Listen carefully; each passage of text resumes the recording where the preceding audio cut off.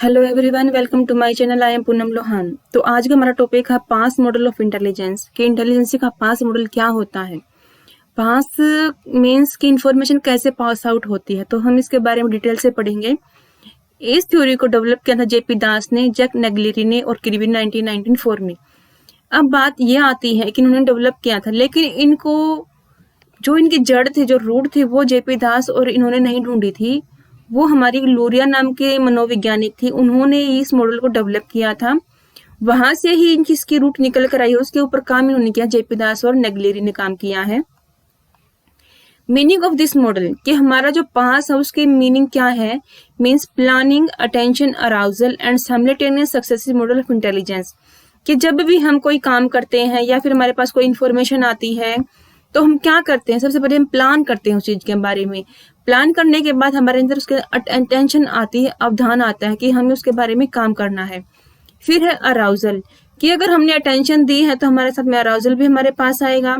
Simultaneous means कि हमने साथ साथ उस चीज को समझा भी है और साथ साथ उसको परफॉर्म भी किया है, यानी कि एक साथ हमने दो काम किए हैं। लेकिन सक्सेसिव का मतलब क्या है कि पहले हमने एक काम किया, उसके बाद हमने दूसरा काम किया।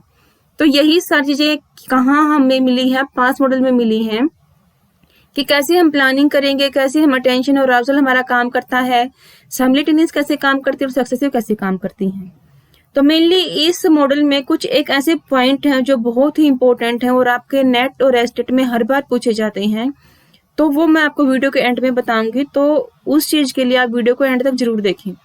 तो आज का ये टॉपिक बहुत ही इंपॉर्टेंट है।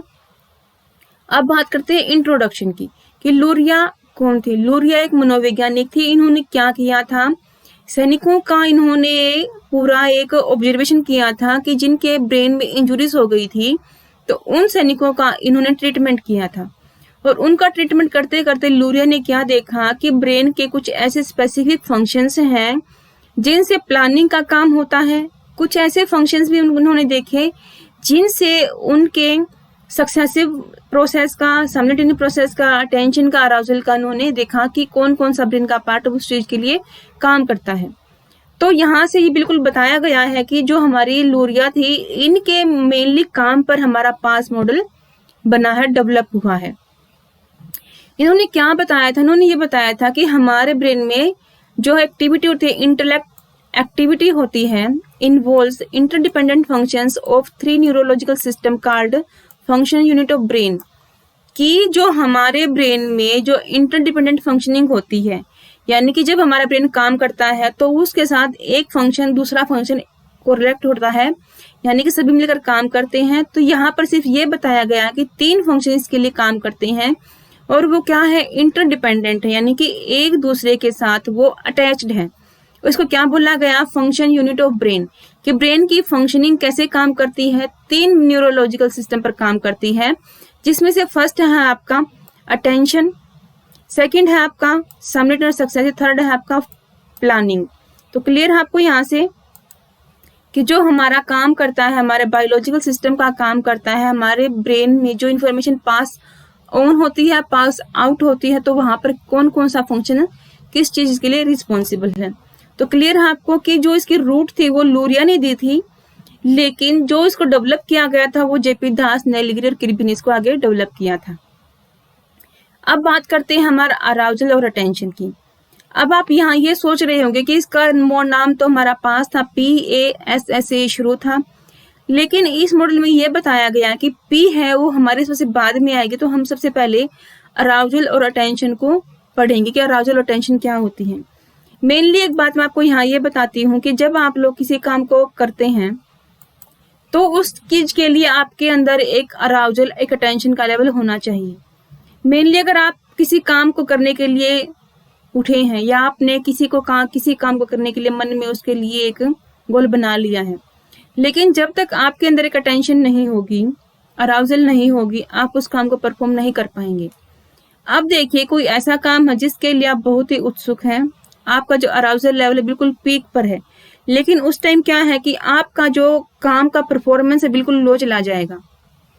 दूसरी बात है कि आप उस काम के लिए बिल्कुल भी अराउज नहीं है, उत्साहित नहीं है, यानी कि आपका जो अराउजल लेवल है वो 0 है।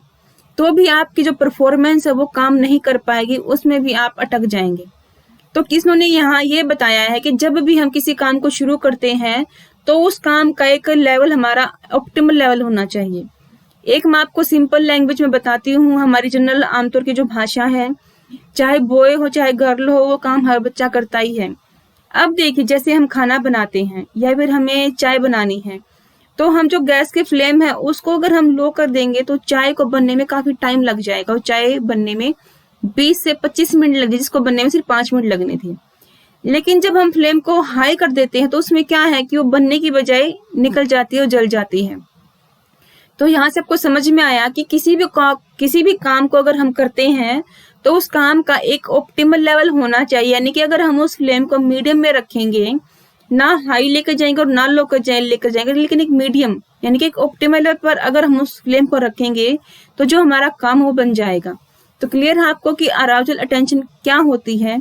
जब भी हम कोई काम करते हैं या फिर हम किसी चीज की तैयारी करते हैं, किसी चीज की प्रिपरेशन करते हैं, तो उस चीज के लिए हमारे अंदर एक ऑप्टिमल लेवल होना जरूरी है। अब हम यहाँ बात कर लेते हैं कि state of arousal is a basic to any behaviour, कि हम कोई भी व्यवहार करते हैं तो उसका एक बेसिक कॉन्सेप्ट क्या है, अराउजल, कि हमारे अंदर अराउजल होना चाहिए। ये नहीं है कि हम सुस्त हैं तो सुस्त बैठे रहेंगे।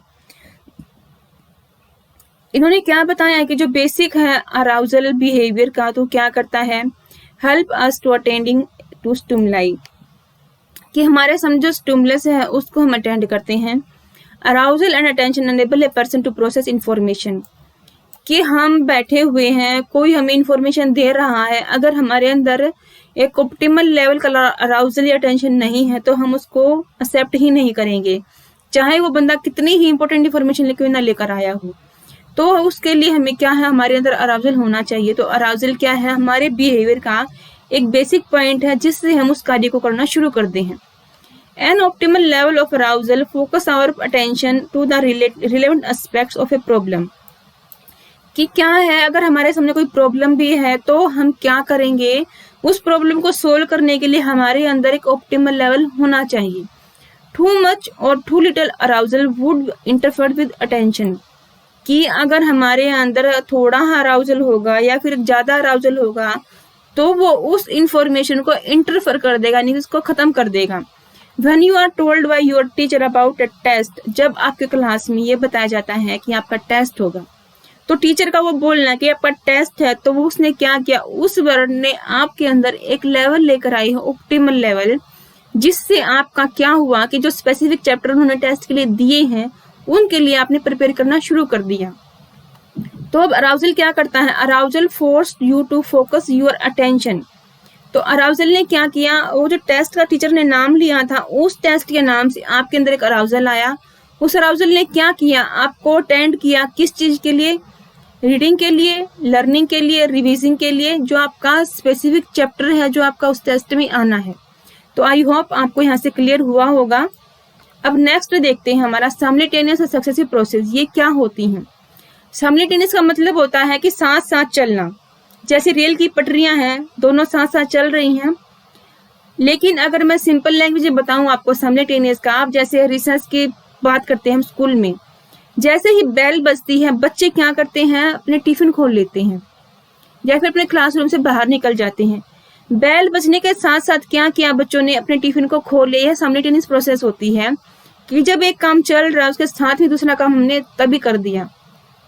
ये तो नहीं करते ना बच्चे कि हाँ बेल बज गई है, उसके हम 10 मिनट के बाद टिफिन खोल लेंगे फिर हम खाना खाएंगे, ऐसा तो कोई भी नहीं करता, कोई बच्चा भी नहीं करता है। तो ये आपकी प्रोसेस है जो सिंपल लैंग्वेज में, बिल्कुल आसान भाषा में जो आपको समझ में आ जाएगी, साइमल्टेनियस। ये बेल बजते ही बच्चों ने खाना शुरू कर दिया। सक्सेसिव क्या है, बेल बजी, उसके बाद क्या हुआ, आधे घंटे के बाद या 10 मिनट में खाना खाना शुरू करो, कुछ भी आपका स्टेप काउंट नहीं होगा, वो आपकी सक्सेसिव प्रोसेस कहलाएगी। साइमल्टेनियस क्या है, बेल बजते ही खाना खा लिया।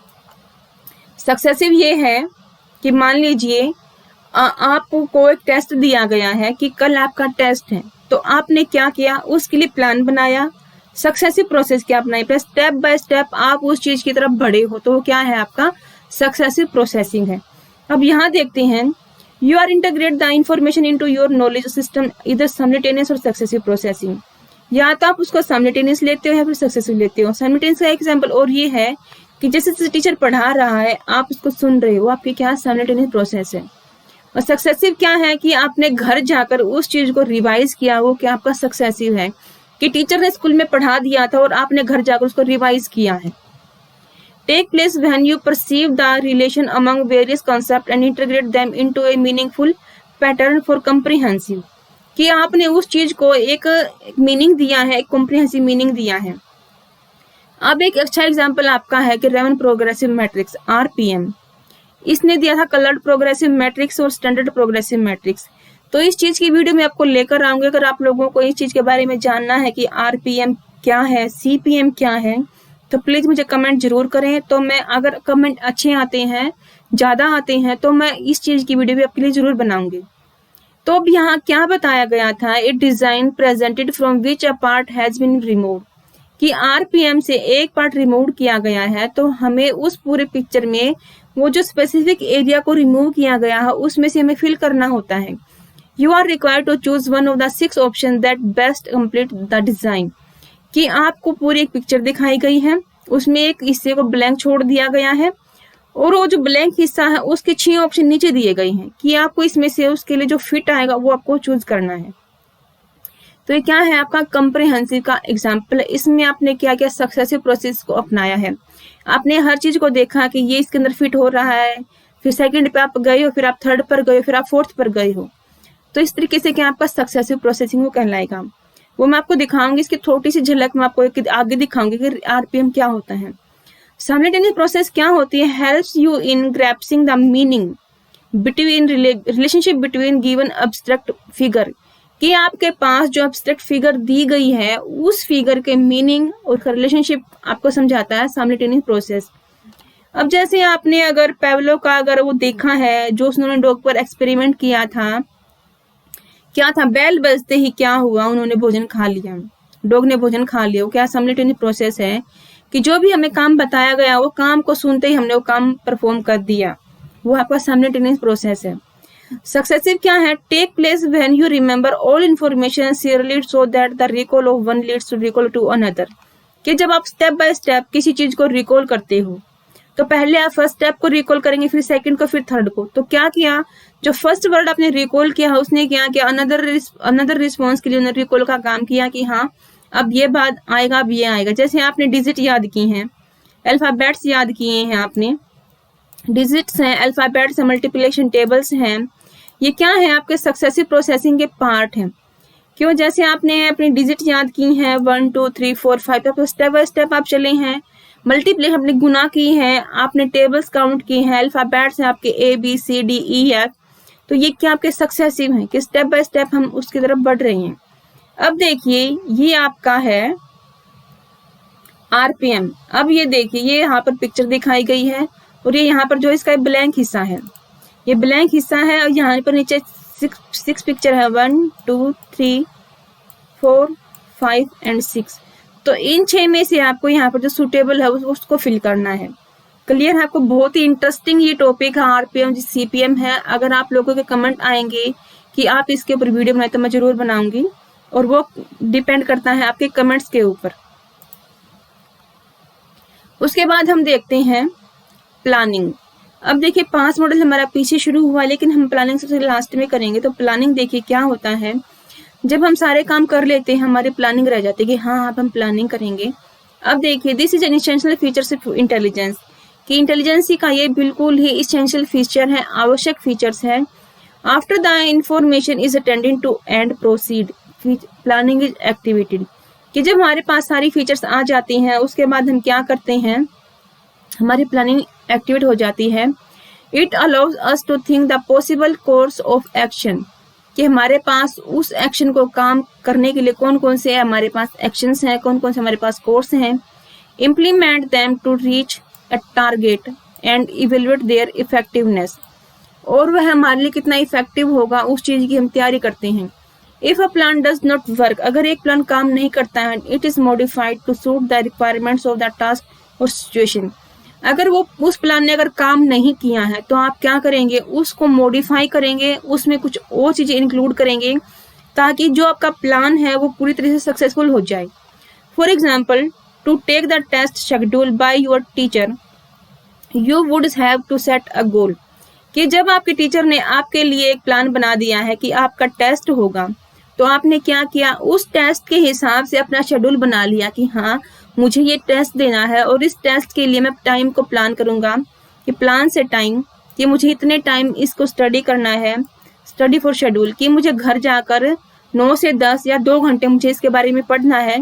Gate clarification in the case of problem, अगर आपको उसके अंदर कुछ प्रॉब्लम्स आती हैं तो आप क्या करेंगे, टीचर से उसके बाद क्लैरिफिकेशन के लिए जाएंगे कि हाँ मुझे यहाँ पर प्रॉब्लम है, तो आप मुझे इसका सोल्यूशन बताएं। And if you are not able to tackle the chapters assigned for the test, you may have to think of another way. तो आप अनदर वे भी देखेंगे कि आपका जैसे सॉल्व नहीं हो रहा है तो क्या करेंगे, आप उस पर थोड़ा सा और टाइम लगा देंगे या फिर आपके फ्रेंड से या फिर अपने टीचर से उसके बारे में पूछेंगे। तो क्लियर आपको प्लानिंग क्या है, कैसे कैसे हम प्लान करते हैं। These pass response process operate on a knowledge base developed either formally by reading, writing, experimenting. तो क्या है, सारी चीजें आपकी बहुत ही इंपॉर्टेंट है। और these process are interactive and dynamic in nature. जो 3 प्रोसेस आपको बताई गई हैं, अटेंशन, अराउजल की, साइमल्टेनियस सक्सेसिव की और प्लानिंग की, ये क्या है, इंटरएक्टिव, यानी कि तीनों एक साथ मिलकर काम करती हैं, एक दूसरे पर डिपेंड रहती हैं। और क्या होती हैं, डायनामिक इन नेचर, और अपने नेचर में डायनामिक ऐसे चलती रहती हैं ये।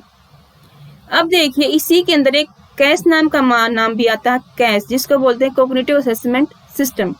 जहां से भी आपका क्वेश्चन आपके स्टेट में पीछे भी आपके आया हुआ था, 19 और 20 दोनों में ये आया हुआ था कि कैश क्या है, कॉग्निटिव असेसमेंट सिस्टम। ये किसके अंदर ही है, हमारे 5 मॉडल के अंदर है, हमारे जेपी दास ने ही इसको दिया है।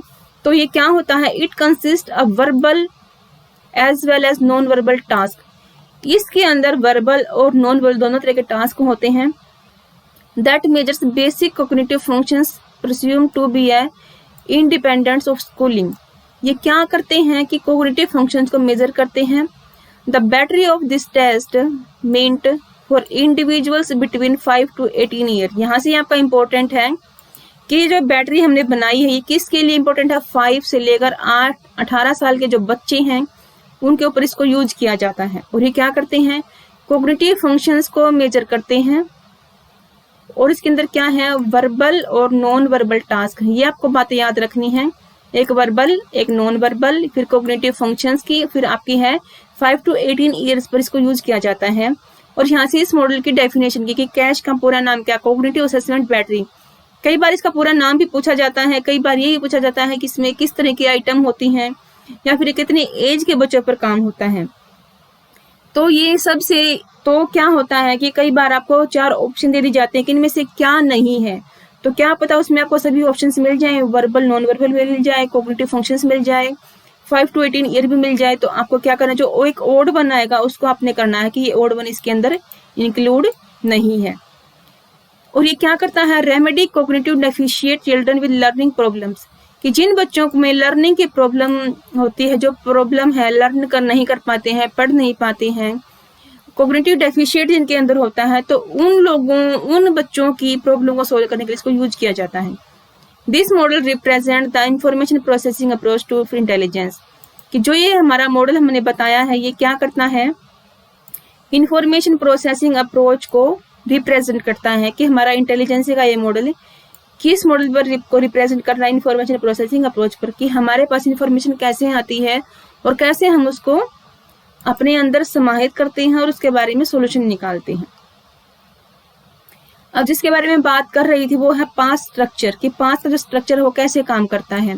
इसमें प्लानिंग है, अटेंशन है, साइमल्टेनियस है और सक्सेसिव है। अब प्लानिंग में क्या किया जाएगा, मैचिंग नंबर को मैच किया जाएगा, प्लानिंग कोड्स को प्लान किए जाएंगे, और प्लान कनेक्शन, कि हमारे प्लान जो हमने किया है उनके अंदर कनेक्शन कैसे कैसे काम करेंगे। अटेंशन है expressive attention, number dictation, repetitive attention. Simultaneous में नॉन वर्बल मैट्रिक्स को हम यूज करते हैं, वर्बल स्पेशल रिलेशनशिप को यूज करते हैं, फिगर मेमोरी को यूज करते हैं। सक्सेसिव में क्या होगा, वर्ड सीरीज इसके अंदर आ जाएगी, सेंटेंस रिपीटिशन इसके अंदर आ जाएगा, स्पीच रेट और सेंटेंस क्वेश्चन इसके अंदर आ जाएंगे। क्लियर है आपको, ये टेबल भी अच्छे से एक बार पढ़ लेंगे तो भी आपको ये क्लियर हो जाएगी। पर जो सबसे इम्पोर्टेंट है वो ये है, आपका सबसे इम्पोर्टेंट आपका जो आपके पेपर में आता है, दिस वन बहुत ही इम्पोर्टेंट है कि brain functions in past theory, कि पास्ट थ्योरी में कौन कौन से ब्रेन फंक्शंस काम करते हैं। अब देखिए पी फॉर प्लानिंग। प्लानिंग हम कहाँ से करेंगे, ब्रेन का कौन सा पार्ट इसके अंदर यूज होएगा, प्री फ्रंटल या फ्रंटल कोर्टेक्स। ये बहुत इंपॉर्टेंट है, आपके मैचिंग में भी आते हैं, ये आपको मैच करने के लिए भी दे दिए जाएंगे। ए और अटेंशन और अराउजल, इसके लिए ब्रेन स्टेम और रेक्टिकुलर फॉर्मेशन आपका काम करता है। क्लियर है आपको। एज साइमल्टेनियस में क्या, ऑक्सीपिटल और पैरेटल लोब आपकी काम करती है। Successive means S for successive, इसका टेम्पोरल और फ्रंटल लोब आपके काम करती है। तो यहाँ से आपका क्वेश्चन बनता है। तो ये आपको बहुत अच्छे तरीके से, बहुत ही बार बार अगर आप प्रैक्टिस करेंगे तो आपको ये चीजें याद हो जाएंगी कि प्लानिंग हमारे लिए ब्रेन का कौन सा फंक्शन काम करता है, प्री फ्रंटल कोर्टेक्स या फ्रंटल कोर्टेक्स। अटेंशन अराउजल में क्या चीजें काम आती हैं, ब्रेन स्टेम और रेक्टिकुलर फॉर्मेशन। साइमल्टेनियस में क्या काम आता है आपका, ऑक्सीपिटल और पैरेटाइल लोब। और सक्सेसिव में आपका क्या, टेम्पोरल और फ्रंटल लोब काम आता है। तो आज का ये हमारी पास्ट थ्योरी कंप्लीट हो गई है। आई होप आप लोगों को पसंद आई होगी, आपका कंसेप्ट अच्छा लगा हो तो प्लीज इसको शेयर करें, वीडियोस को लाइक करें, कमेंट करें, साथ ही मेरे चैनल को सब्सक्राइब करें और बेल आइकन को प्रेस करें और अपने दोस्तों के साथ भी मेरे चैनल को शेयर करें। तो थैंक यू।